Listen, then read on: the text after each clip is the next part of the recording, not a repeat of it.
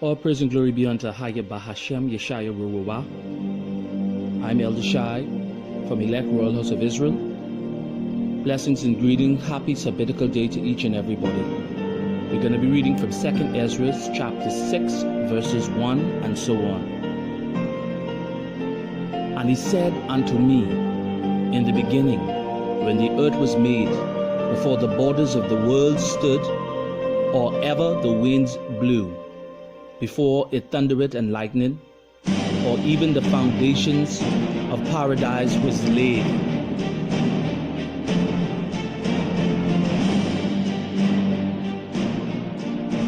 Before the fair flowers were seen, or even the movable powers were established, before the innumerable multitude of angels were gathered together. Now, before this earth was created, he's telling you, before the angels, which are the immovable powers, were moving through and forth this earth. You know, this is what the angel Ariel is talking to Ezra and letting him know. Before all these things were created, all these things, the Most High had all these things already set in place and planned. Or ever the heights of the air were lifted up, before the measures of the firmament were named, or ever the chimney in Zion were hot, before the Israelites, before us who are the promised children, before we were established, he had all these things had already been put in place. And ere the present year was sought out, and or ever the inventions of them that now sin were turned, before they were sealed that have gathered faith for a treasure, before the wicked men who on this earth had plans to create these wicked inventions now that we have today, and before us who are the elect that are sealed, whose faith is in the Most High, he had already established these things and had these things planned. Nothing happens before him and nothing happens after him. Nothing goes before him and nothing goes after him. Then did I consider these things, and they all were made through me alone and through none other. By me also they shall be ended, and by none other. 7, verse 7. Then answered I and said, what shall be the parting asunder of the time, or when shall be the end of the first and the beginning of it that followeth? And he said unto me, from Abraham unto Isaac, when Jacob and Esau were born of him, Jacob's hand held first the heel of Isaac. Verse 9. For Esau is the end of the world, and Jacob is the beginning of it that followeth. So he's telling us that Esau must fall in order for Jacob to rise. And when Esau fall, Jacob will rise. This is the beginning. Okay? This is the beginning of the end that followeth. For Esau is the end of the world, and Jacob is the beginning of it that followeth. Esau already had his time. The Caucasian race already had its time. The Romans has already had their time. The Khazites has already had their time. The empire is falling. Yes, it is falling, and it is falling rapidly right now as we speak. Verse 10. And the hand of man is betwixt the heel and the hand. Other question Ezra asked thou not. Verse 11.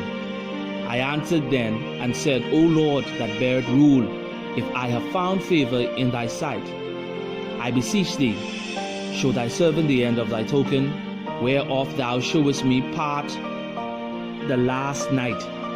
13. So he answered and said unto me, stand up upon thy feet, and hear a mighty sounding voice. 14. And it shall be as it were a great motion, but the place where thou standest shall not be moved. So when he comes, he's going to come with this loud noise and with this shout, right? And he tell him that the place where thou standest should not be moved. The earth where he stand, the ground where he stand, it should not be moved. And therefore, when it spake it, be not afraid, for the word is of the end, and the foundation of the earth is understood. 16. And why?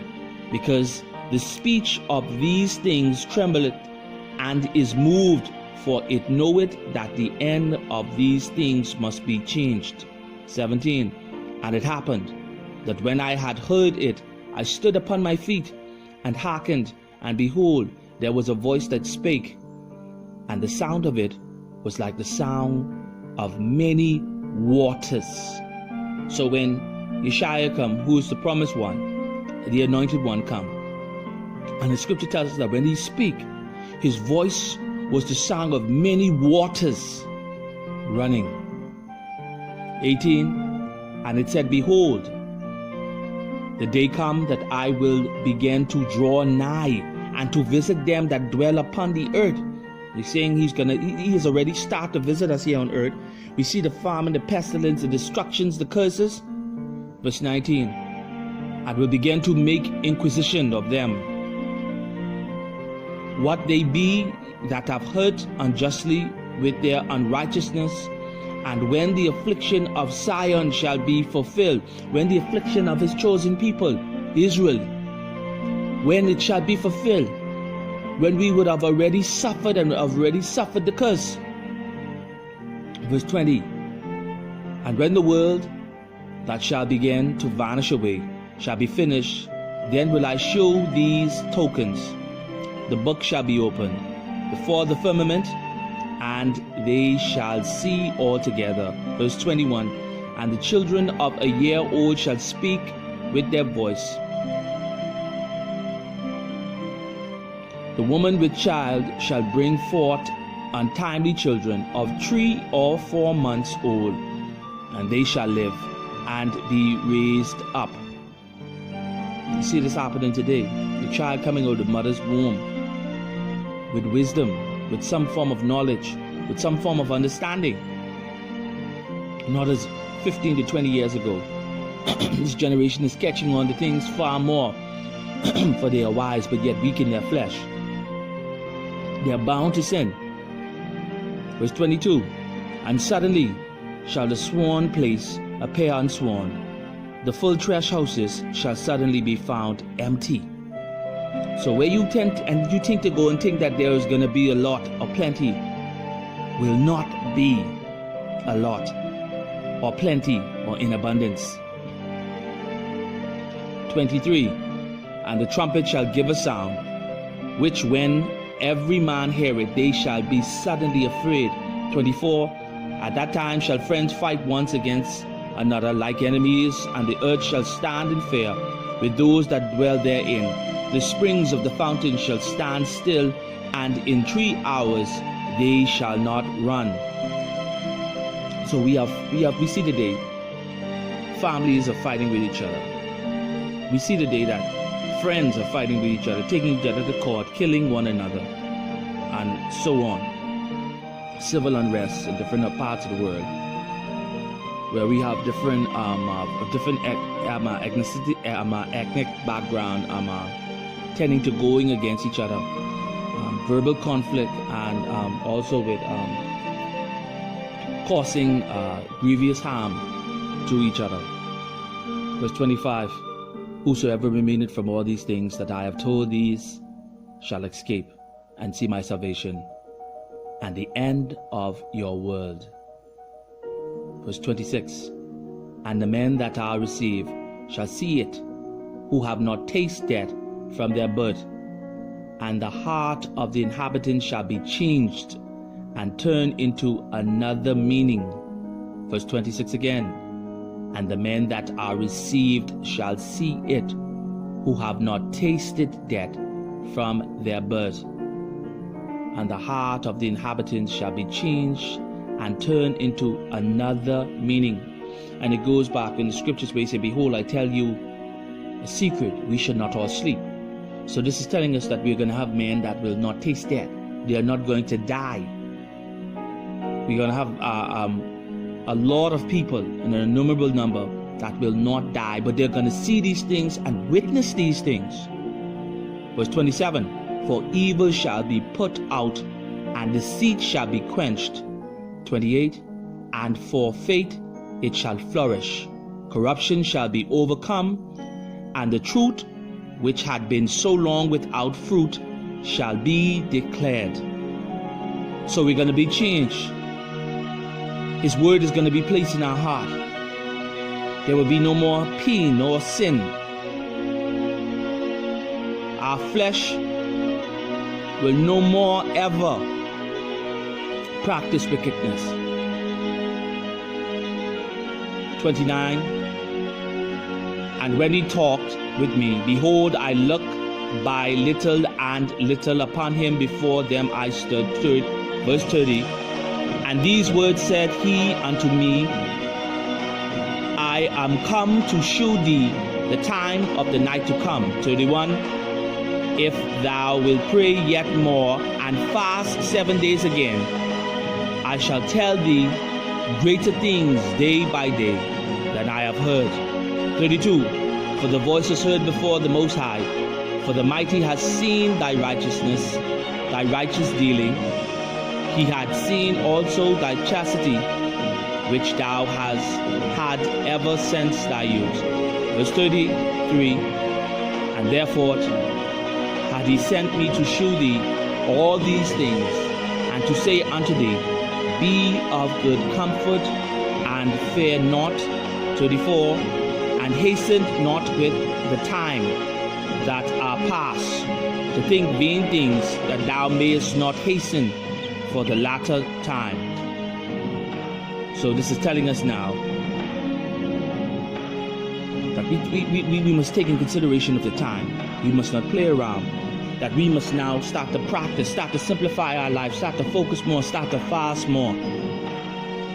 Start to teach our family and our children the right way. Start to go into the wilderness, into the high and busy byway, and to teach this word, teach our own this word on how we ought to live, how we ought to conduct ourselves.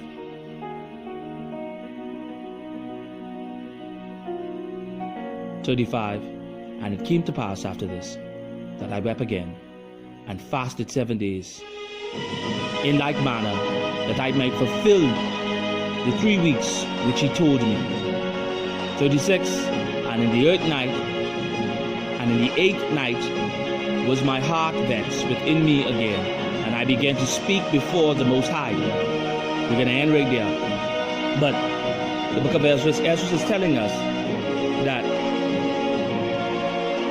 things will increase, the problems will increase on the earth, and that Esau cannot help us nor save us, but this governmental system will go down, that the world will be in fear, that men will not know what to do, men will be to and fro inside this earth. And this is where we're heading now. The killing, the thieving, the ungodliness, men wanting to be woman, woman wanting to be man, men discarding of their reproduction organs. Likewise with the females, transgender also is on the rise. Little children are being given now the rights to state that they want to be a homosexual. Pedophilias are also too stating their claims that they have the rights to have sex with whom they choose to, whether it's a minor, whether it's an infant, whether it's a toddler, whether it's an adult or whoever, or even whether it's an animal. Laws are being passed in many parts of the world today too as well, for individuals who want to sleep either with a stick, or who wants to sleep with an animal, which is a beast, or who wants to sleep with the opposite sex, or same sex, or with an infant, or with a child. Likewise, we are almost there, but things are going to get harder, because the enemy knows that he has but a short time. So he's trying his best to afflict those whom he has no hold of, and those who we have hold of, the world look at them and say they're still prospering, they're still doing good. But no, the enemy has them blind. They are already in his basket. He needs not to captivate them anymore, because he already has them. And when the appointed time comes, when they shall speak and say peace, security, and safety, Woe be unto them, for suddenly destruction shall come, and they shall meet their demise. They will be destroyed. For when Yeshua comes with a shout, bringing forth the power of his father, Ahiah, who has placed all things underneath his feet, he will save us. Zion. All praise and glory be unto Ahiah, Bahashem Yeshua, Wawara. All praise and glory be unto the Father, through his Son, by the Holy Spirit, for she is a feminine spirit, and she is the infinite spirit of the Father's wisdom. This message has been brought to you by Elect Royal House of Israel. I'm Elder Shai.